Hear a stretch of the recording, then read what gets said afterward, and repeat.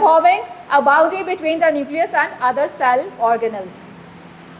अच्छा, इसके अंदर जो अब आपको चीज़ें बताई जा रही हैं वो हैं क्रोमोसोम्स। क्रोमोसोम्स होते हैं play a crucial role in determining the sex of an individual. Each human cells contains 23 pairs of chromosomes. Chromosomes के एक्स और वाई पेयर्स 9th क्लास में आपने पढ़े होंगे केमिस्ट्री बायोलॉजी के अंदर, ठीक है।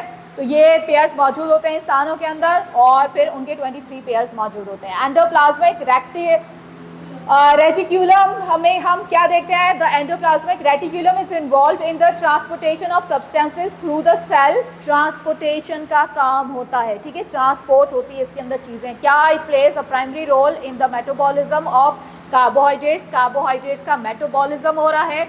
सिंथेसाइज ऑफ लिपिड्स, ठीक है, लिपिड जो हम कोलेस्ट्रॉल के हवाले से अक्सर लोग लिपिड प्रोफाइल निकलवाते हैं सब होते हैं, तो वो लिपिड्स होते हैं, वो कहाँ हो रहे होते हैं, इसके अंदर हो रहे होते हैं एंडोप्लाज्मिक रेटिक्यूलम में, वो सारे सिंथेसाइज हो रहे होते हैं। स्टेरॉइड्स एंड प्रोटीन्स, तो ये सारी चीज़ें जो हम खाते हैं ग़िज़ा के तौर पे इस्तेमाल करते हैं। और इसके अलावा पौधा भी अपनी ग़िज़ा लेता है, आपको पता है, जड़ों के ज़रिए से और मुख्तलिफ़ तरीक़ों से फोटोसिंथेसिस के ज़रिए से वो बनाता है। तो ये चीज़ें एंडोप्लाज्मिक रेटिक्यूलम ये दोनों जगह पे होगी, सिर्फ एक जगह पे, सिर्फ पौधों में नहीं है, सिर्फ एनिमल सेल में नहीं है, दोनों जगह पे होगी। ये क्या होगी, एंडोप्लाज्मिक रेटिक्यूलम। क्या काम हो रहा है, कार्बोहाइड्रेट्स जज्ब हो रहा है इसके अंदर, सिंथेसाइज हो रहा है उनका, क्या क्या क्या हो रहे हैं, synthesise of lipids, steroids and proteins, ये सारा काम हो रहा है। गोल्जी बॉडीज़ की तरफ आ जाते हैं, जो इससे मिलती जुलती शक्ल होती है, जो दूसरी शक्ल मौजूद थी, गोल्जी बॉडीज़। और ये क्या कर रही हैं, Golgi bodies are called the cell's post office. आपके पास, मैंने कहा आपने पिक्चर निकाल लो तो उसके अंदर नज़र आता रहेगा आपको,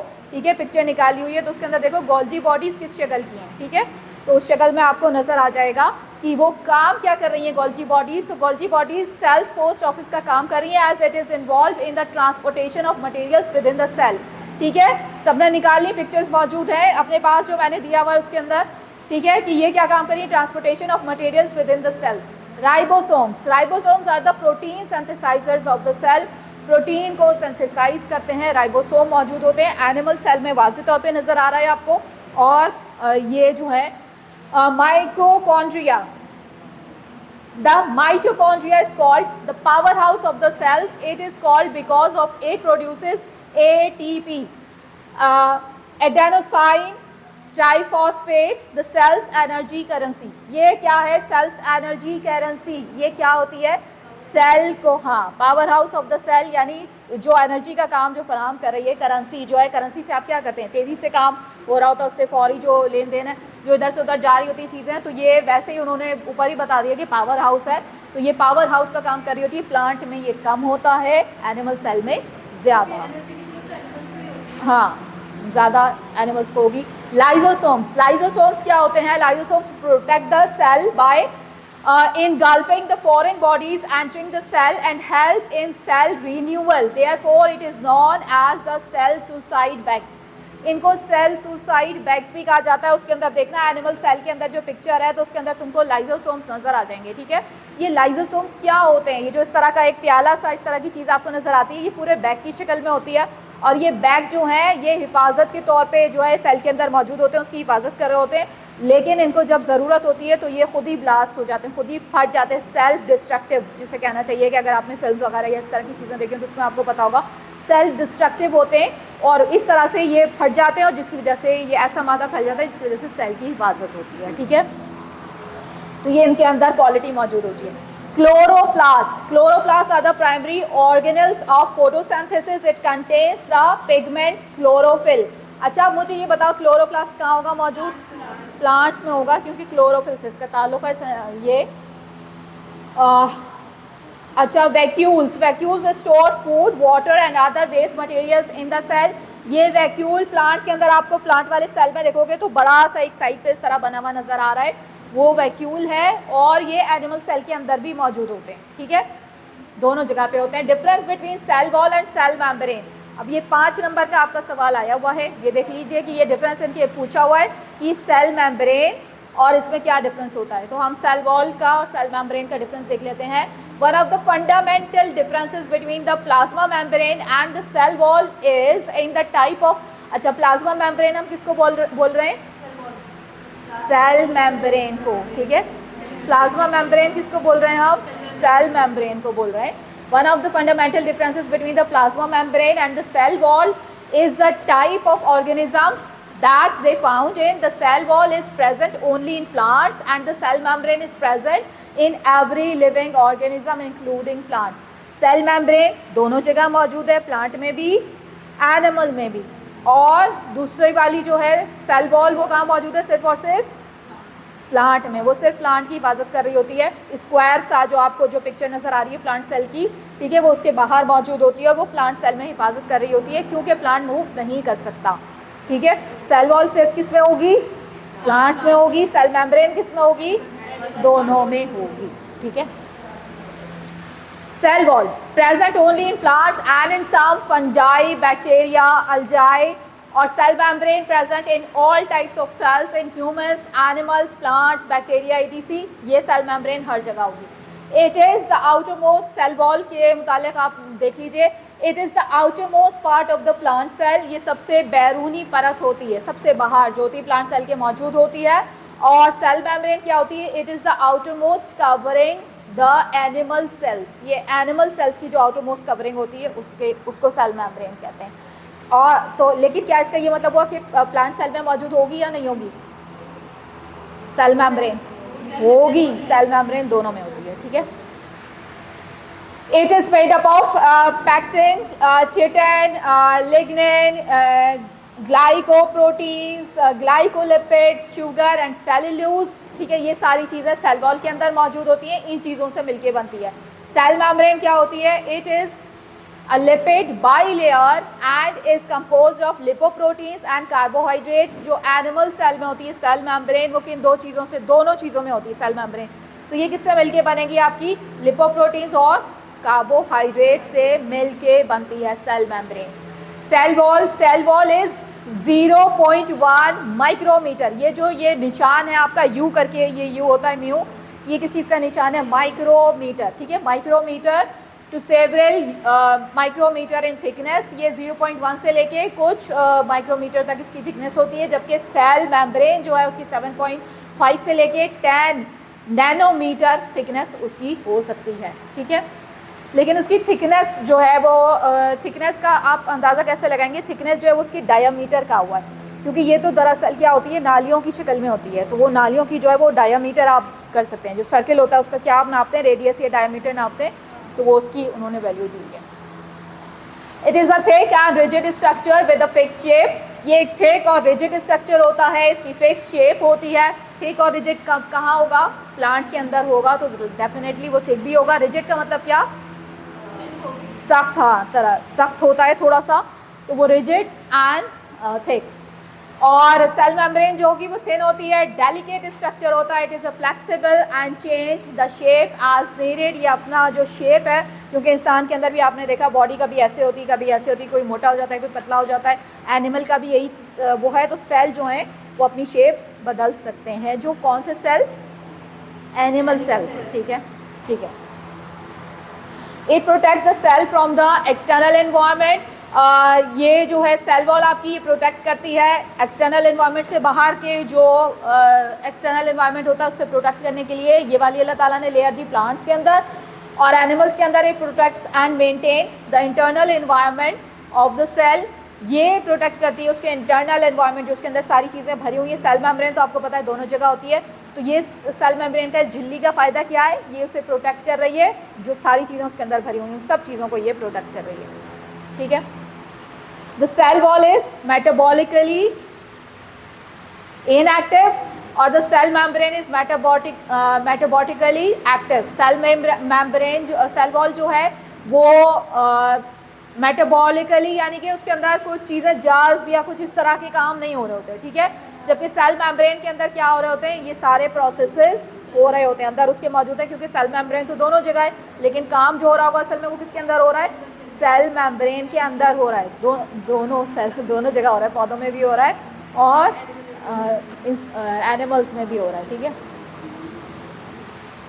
the cell wall is fully permeable to smaller molecules with the size of 30 to 60 kDa। kDa कहते हैं किलो डाल्टन्स को। Cell wall is fully permeable यानी इजाज़त देती, परमिएबल का मतलब क्या है, अपने अंदर से गुजरने दे रही है, ठीक है, या अंदर आ रही हैं चीज़ें या बाहर जा रही हैं, तो इसको कहते हैं permeable. The cell wall is fully permeable to smaller molecules with the size भी उन्होंने बता दिया कि अगर वो इतने बड़े बड़े मॉलिक्यूल्स होंगे तो उनको वो अपने अंदर से गुजरने देगी। 30 से लेके 60 kDa यानी कि किलो डाल्टन्स के होंगे तो वो गुजरने दे देगी अपने अंदर से, और आसानी से जो चीज़ अंदर या बाहर जा सकेगी। मेम्ब्रेन के मुतालिक क्या कह रहे हैं, the membrane is selectively permeable, ये कुछ ही चीज़ों को गुजरने, सेलेक्टिवली का क्या मतलब है, सेलेक्ट करके कुछ चीज़ों को गुजरने देगी, कुछ चीज़ों को नहीं गुजरने देगी, क्योंकि ये हिफाजत का काम कर रही है कि जो उसके अंदर सारी चीज़ें मौजूद हैं, जो साइटोप्लाज्म भरा हुआ है और सारी चीज़ें जो आपने ऑर्गेनल्स पढ़े उन सब की ये हिफाजत कर रही है। तो ये selectively permeable and controls the movement of substance into and outside the cell, या तो अंदर जाने में या बाहर जाने में सेलेक्टिव, कुछ चीज़ों को गुजरने देगी अपने अंदर से, कुछ चीज़ों को रोक देगी। जी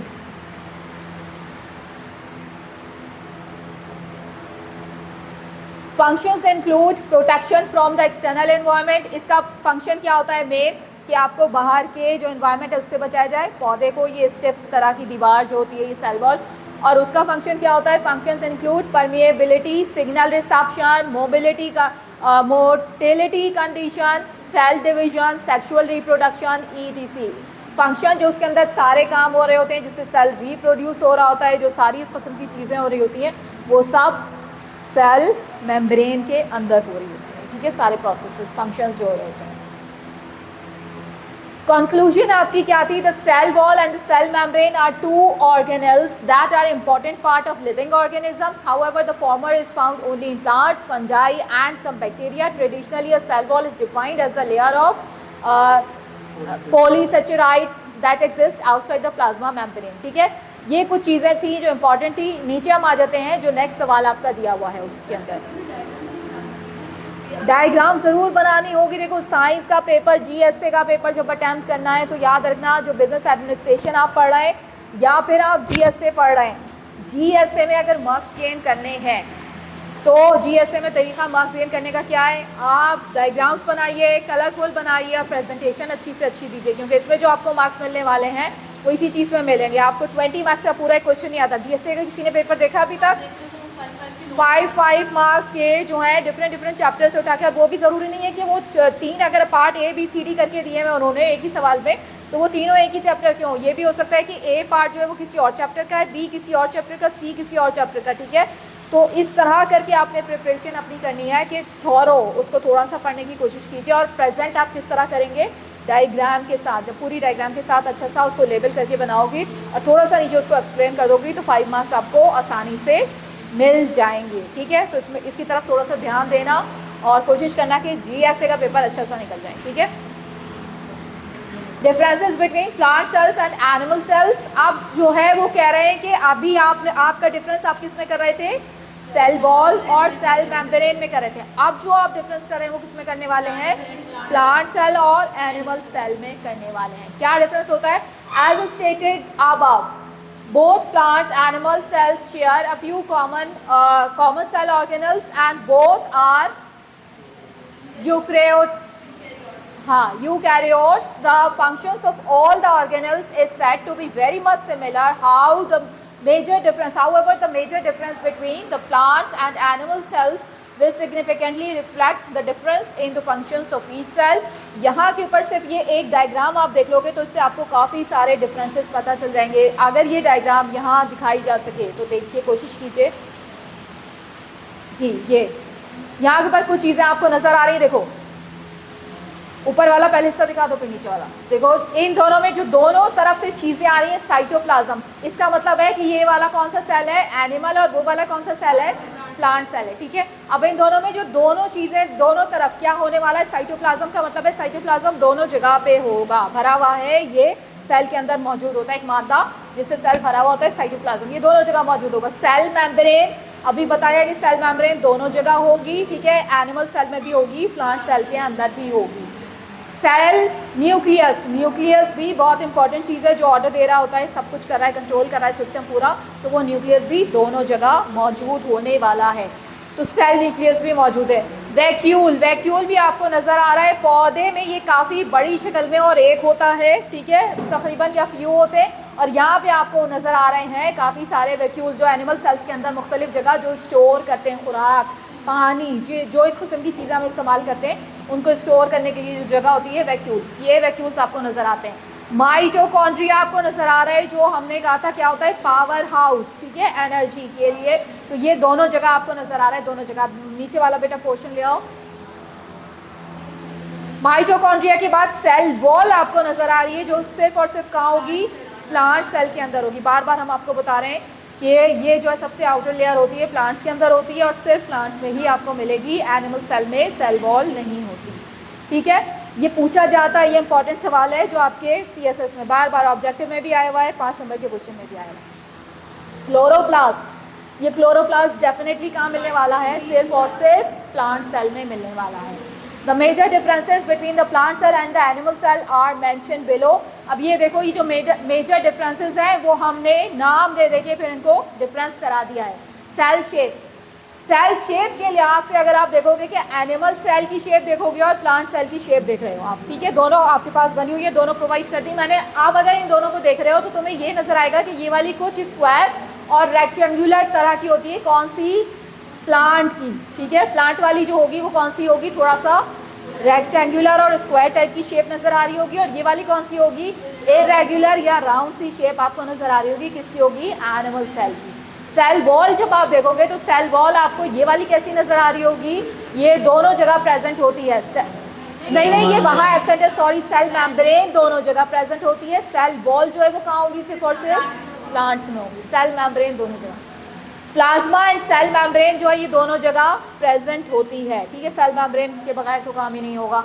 एंडोप्लाज्मिक रेटिक्यूलम, ये कहाँ है, ये दोनों जगह प्रेजेंट है।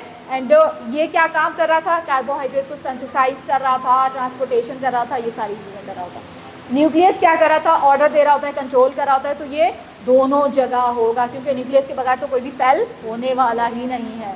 और अभी हमने कहा था DNA भी इसके अंदर होता है, चाहे पौधों का हो चाहे एनिमल्स का हो। लाइजोसोम्स, लाइजोसोम्स जो है ये present but are very rare. Lysosomes यहाँ के ऊपर होते हैं, ये वो वाले बैग्स है जो अपने आप को तबाह कर, यानी खुद जो है सेल्फ डिस्ट्रक्टिव, वो वाले बैग्स होते हैं। तो ये इधर तो होते हैं प्लांट्स में, लेकिन कम होते हैं, ठीक है, लेकिन ज़्यादा कहाँ होंगे, एनिमल सेल में, क्योंकि वहाँ इसकी प्रेजेंस की ज़्यादा ज़रूरत होती है। सेंट्रोसोम्स, ये सेंट्रोसोम्स जो है ये पौधों में बिल्कुल ही नहीं होते, एब्सेंट होते हैं, जबकि ये एनिमल सेल में मौजूद होते हैं। गोल्जी ऑपरेटस, गोल्जी ऑपरेटस दोनों जगह प्रेजेंट होता है, ये ट्रांसपोर्टेशन का काम कर रहा था और प्रोटीन्स को सिंथेसाइज करता है, ठीक है। कौन सा वाला क्वेश्चन, गोल्जी बॉडीज। इसके बाद हम आ जाते हैं साइटोप्लाज्म। साइटोप्लाज्म कहाँ होता है भाई, क्या होता है, साइटोप्लाज्म क्या होता है, सेल के अंदर पूरा जो मवाद भरा हुआ है वो क्या है, साइटोप्लाज्म है, दोनों सेल्स में होगा। प्लास्टेड्स, प्लास्टेड्स जो हैं वो कहाँ है, हाँ वो सिर्फ प्रेजेंट है और वहाँ पे एब्सेंट है। यहाँ सिर्फ आपको नजर आ रहा है प्रेजेंट, कहाँ पे, प्लांट्स में। प्लास्टेड जो है ये प्लांट्स में प्रेजेंट है और वहाँ पे एब्सेंट है एनिमल सेल में। वोक्यूल्स देखो, फ्यू और a large single centrally position vacuole आपको कहाँ नजर आ रहा होता है, प्लांट्स में, या तो एक होगा या फिर कम होंगे, बिल्कुल फ्यू, रेयर केसेस में ये बहुत कम होते हैं। और यूजुअली स्मॉल एंड न्यूक्लियस, ये कहाँ पे होंगे, बहुत सारी तादाद में एनिमल सेल के अंदर ये मौजूद होते हैं, मुख्तलिफ जगह। क्या काम कर रहे हैं वोक्यूल्स, फूड स्टोर करते हैं, स्टोर कर रहे होते हैं, वाटर, शुगर, फूड, जो भी हम खा रहे होते हैं, जो भी चीज़ें कर रहे होते हैं। सीलिया, ये कहाँ एब्सेंट है, प्लांट्स में एब्सेंट है, कहाँ मौजूद है, एनिमल सेल के अंदर मौजूद होती है। माइटोकॉन्ड्रिया यहाँ कम है प्लांट्स में, और जो है एनिमल्स में ज़्यादा है। ये कर क्या रही थी माइटोकॉन्ड्रिया, एनर्जी प्रोवाइड कर रहे हैं। Mode of nutrition, mode of nutrition का मतलब प्राइमरीली ऑटोट्रॉपिक होगी और उसकी हेटेरोट्रॉपिक होगी, यानी कि आप ज़ाहिर हिलजुल सकते हैं, आप इस्तेमाल कर सकते हैं। प्लांट जो है उनका एक अपना तरीक़ाकार होगा, खुद ब खुद जो कुदरती निज़ाम के तहत चल रहे होंगे, ठीक है। Conclusion: both plant and animal cells comprise membrane-bound organelles such as endoplasmic reticulum, mitochondria, the nucleus, Golgi apparatus, और ये सारी चीज़ें आपको नज़र आने वाली हैं। इसको आगे बढ़ा लो जल्दी से। यहाँ से कंप्लीट हो गया, इसको दोबारा से लगा लो ज़रा एक मरतबा। कुछ बच्चे नए आ गए ताकि हम उनको रिव्यू जिसे कहते हैं कि ये ले लें।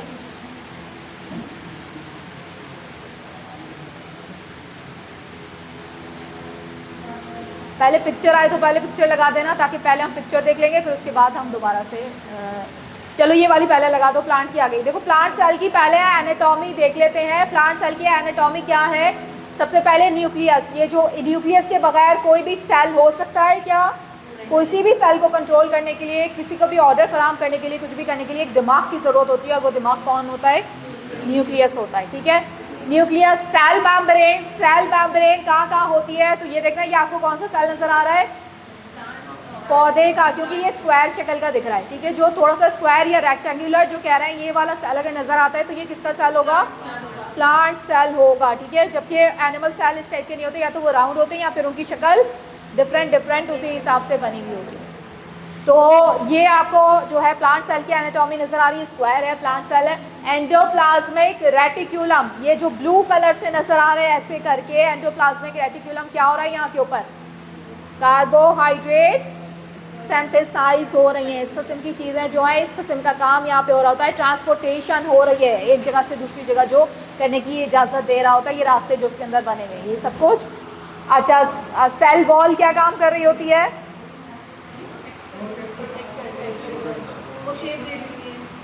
प्रोटेक्ट कर रही है। किसको? प्लांट्स को प्रोटेक्ट कर रही है। सेल वॉल सिर्फ और सिर्फ प्लांट्स में होती है और चीज़ों में नहीं होती। क्लोरोप्लास्ट कहाँ होता है? सिर्फ और सिर्फ प्लांट्स में होता है। माइटोकॉन्ड्रिया प्लांट्स में, अभी हमने पढ़े जब हम प्लांट्स में काम होते हैं। एनिमल सेल पे ले आओ भाई, आया था नीचे अभी ये। अब ये वाली तो पिक्चर सही नहीं आ रही भाई आपको, फिर भी हम कोशिश करते हैं बताने की। इसको तुम कर सकते हो कि इमेज को छोटा बड़ा इसमें करने की वो चॉइस है। अच्छा, अगर आपके पास मोबाइल्स में अगर आप अपने खोल लोगे तो फिर आपके पास ये वाली पिक्चर आ जाएगी। बेटा आप ग्रुप में इन्वॉल्व हो नहीं है आप, तो फिर आप ग्रुप से किसी से नंबर ले लीजिए, या आज खुद जैसे होते हैं, ठीक है, और हो जाइए। और फिर यहाँ के ऊपर आप हमारे इसमें शामिल हो जाएंगे। जो इनको फॉरवर्ड भी कर दीजिएगा, या आप मांगेंगे किसी दोस्त से, साथी से, तो वो फॉरवर्ड भी कर देगा, ठीक है। अच्छा जी, इसके अंदर आपको नज़र आ रहा है, ये जो पिंक कलर से नज़र आ रहा है, ये क्या चीज़ है?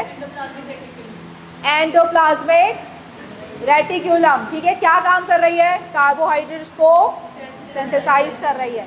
ये जो यहाँ नज़र आ रही है, इसी किस्म की दूसरी चीज़, ये क्या है? Golgi bodies. ये क्या कर रही है? ट्रांसपोर्टेशन का काम, ठीक है। और राइबोसोम्स क्या कर रहे होते हैं? राइबोसोम्स भी अपना हिस्सा। लाइजोसोम्स क्या किरदार अदा कर रहे होते हैं? सेल्फ डिस्ट्रक्टिव होते हैं। और आपको इसमें क्या नजर आ रहा था? न्यूक्लियस। न्यूक्लियस के अंदर क्या होता है? डीएनए होता है न्यूक्लियस के अंदर। इसके अंदर जो सारा भरा हुआ है वो क्या है? साइटोप्लाज्म भरा हुआ है इसके अंदर, ठीक है।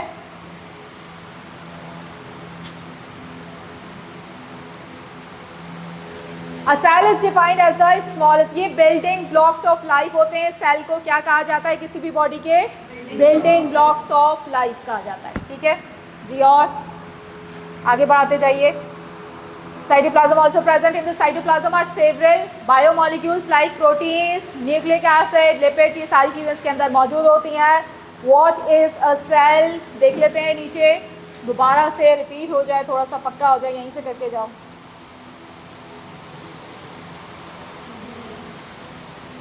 टाइम क्या हो गया? नेक्स्ट क्लास का टाइम हो गया आपकी? 5-10 मिनट है।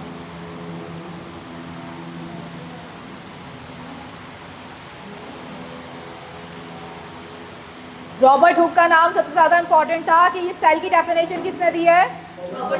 रॉबर्ट हुक ने दी है। ये आपका आया हुआ है 2 नंबर का सवाल, ठीक है। सेल्स बिल्डिंग ब्लॉक्स होते हैं, ये मैंने हाईलाइट किया हुआ है, ये भी 2 नंबर का सवाल आया हुआ है आपका।